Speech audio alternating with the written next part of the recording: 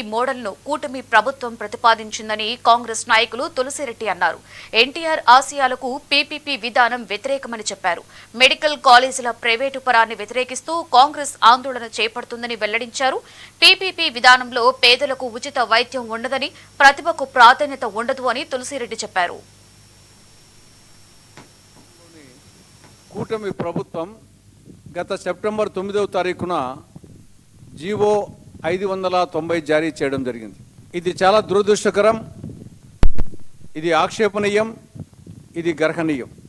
Congress party ఈ నిర్ణయాన్ని, ఈ జీవోను తీవ్రంగా వ్యతిరేకిస్తూ ఉంది. దానికి ప్రధాన కారణాలు 3.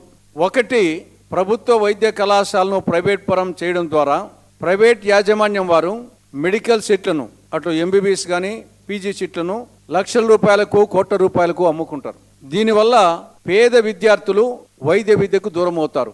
ఇది నంబర్ 1 కారణం మేము వ్యతిరేకించడానికి. 2వది, ఈ మెడికల్ కళాశాలకు అనుబంధంగా ఉండే ఆసుపత్రుల్లో పేద రోగులకు ఉచిత వైద్యం లభించదు. అది 2వది.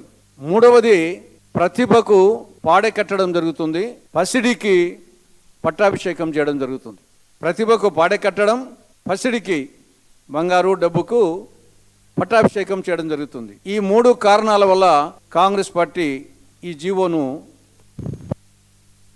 ప్రభుత్వ వైద్య కళాశాలలను ప్రైవేట్ పరం చేయడం అనేది